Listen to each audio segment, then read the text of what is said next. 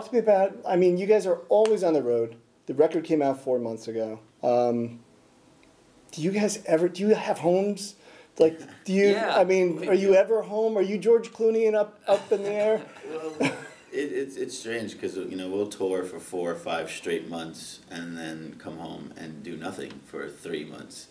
You know, in that 3-month period where we do nothing, we're actually not doing anything, but we're writing and, you know, gearing up for another record. So, because it's very tough to write on the road because you're always driving or doing something and then waiting around to the sound check. So, you know, that time off allows us to write the new record so we can tour for another 5 months the next year, you know. Yeah, it's a cycle, you know. Yeah. You know, right now we're in tour mode, so all we do is kind of play shows live and tour around and do that whole mindset, you know. But then once this year, we leave for Europe, so once our European tour is done around Thanksgiving, we'll get about 2 or 3 months to really focus on the writing side of things and the recording side of things. So then you have to, like, prep your mind for something else, you know. Do you ever, and me not being a musician at all, do you ever get ideas for songs on the road? Did you kind of just jot down something and then just kind of come back to it? Yeah, all the time. I was just on, we were driving somewhere on the, I think we were, I don't know, Phoenix or something, and I was watching this YouTube thing of John Fogerty, and he said, he was at the Rock and Roll Hall of Fame, and he said to his wife, I love you more than the sky. That was like his dedication to her. So boom, immediately like a song lyric clicked in my head. So I like wrote it down on a pad. I might not make a song, but well, you know what's funny because I just watched that.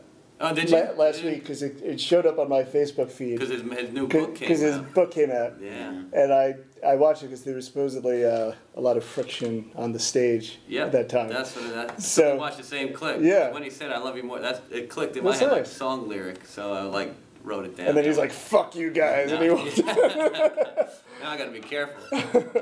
For me, on the road, I listen to a lot of new music because we seem to be sitting in the van all day. So I'll listen to like new music that I've never heard before, and I'll get ideas from that. Like, oh, that one little thing was cool in that song, and I'll learn that part, and then it'll become something else.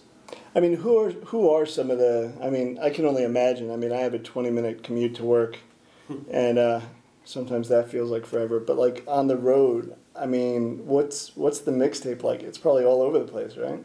Yeah, depending who's driving, kind of. You know, it's all different. But I've been listening to a lot of Ryan Adams. I'm a big fan of his last few records. So, and we've been listening to a lot of the new Kurt Vile record. It's been. That's a great record. Oh yeah, that's really good. I've been, whenever I put my headphones, I couldn't do it because I don't think there's enough time in the world, but I was trying to listen to every Woody Guthrie song on Spotify. Oh yeah. But there's just so many recordings. It's just, you can have all the time in the world, you can't get through his catalog. And there's so much music, you know, you can find music, so much, it's incredible. You can always entertain yourself with finding new stuff that you never heard before, you know. I just heard, yesterday I was looking for something, I saw a song that U2 wrote for Willie Nelson.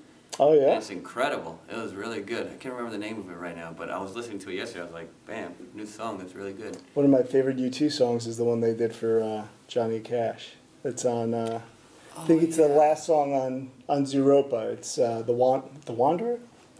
I think it's the Wanderer. I don't know. And it was awesome because on their last tour, during a set change or whatever, although no one changed their outfits or changed the set. They had like a giant Johnny Cash singing the words to the song, That's killer. which is really cool. Awesome. So that aside, musical taste and everything, you did just release an album, and you're already going to go back and write songs and then go right into the throes. Yeah, the way it is by the time we record it and then by the time it comes out, it takes a little while, you know. So even though we did kind of just put one out a few months back, I know we're still talking. We're still ways away. Yeah, by the time the process finishes and actually releases, it'll seem like a long time. Plus, for every 5 songs you write, maybe you get one, you know, that will work. I mean, do you guys? Because I mean, obviously, so many people put out EPs. You know, they'll stop at 3 or 5 and just be like, all right, that's good. Because we live in a single-driven world, right? Yeah. But do you guys always set out to do a full length, or do you kind of just feel it out when you're at the studio? Well, we set out to do sessions. We do more like a couple songs at a time in sessions, you know, and then we'll mix and match them. Like we have a Record Store Day release coming out next record sort of in April. And it's like 6 songs that didn't make one of the albums, you know. But so we like to just keep releasing stuff. But the new record, 3 Shots, was we went to the Poconos with Don DeLago, our producer, and he has a really beautiful house there and a cool studio. And we did, I think, 8 or 9 songs with him specifically for the album. And then we had a few different recordings that we had made in the year since we were put out Ride on the Train, and so we kind of added that up and had them all mixed together and make it sound cohesive and stuff. So we had, this record was kind of weird because we had a collaboration with Nikki Lane, who's a really good friend of ours, who's great.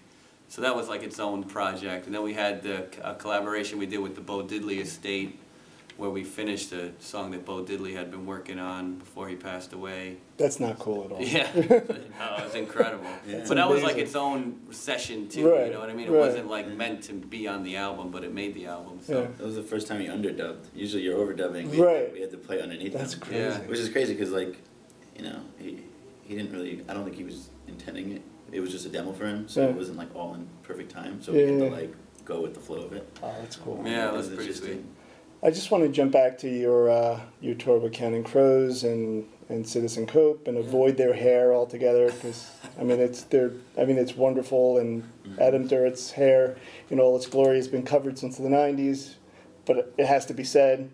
What was that experience like? Just working, just being on tour, because they both have such strong followings, you know, and they both have very diehard fans, with for them sure. till the end. And it was really great for us to be exposed to that audience too, and everybody was really nice, and it was a great experience. It was incredible to see. I don't think we ever toured with a band that's been together for that long. Right. We've toured with the Zombies, but they had like a 30-year, 35-year break. But Right. it was interesting to see the dynamic of a band that's been doing it pretty much constantly. At such a high level. At such a high level for basically since 1991. Yeah. I mean, I was 6 when they came out. It's crazy. It's crazy. Yeah. It was a real learning experience for a band like us to see the proper way to do things and know what not to do on tour, and to see how it all has to come together and how hard people really have to work to make a show like that come alive. Because I mean, in some circles, even though Counting Crows, no doubt about it, were the headliners, but in some circles that's a co-headliner, because there's so many, there's so many loyal Citizen Cope fans. A lot of the small theaters were kind of, you could tell that it was, a lot of people were there to see Citizen Cope as well. So it's almost twice as hard to win over the audience right out of the gate. So I knew of Citizen Cope, but I wasn't familiar with his live show before the tour, and after like the 3rd show, I was just like, wow, a lot of people are here to see him as well. Yeah. Yeah, he was a huge following, and he was great. I mean, he's a really sweet guy. And you guys are headlining in Europe? Yep. Yes. Cool. Yeah, we'll be headlining, I think it's like 10 countries in 33 days or something like that. Jeez. So we're gigging. Have fun, guys. Get some sleep. Yeah. We're actually opening up 2 shows. One for Two Gallants, Two Gallants. Do you know them Okay. at all? Yeah. And a female country singer. I can't remember her name right now. It's just one show though. Okay. So, but pretty much we're headlining the whole tour. Sweet. Awesome. Well, good luck. Thank you. Thanks for having us. You guys are great. Thanks. All right. Come back to my classroom anytime.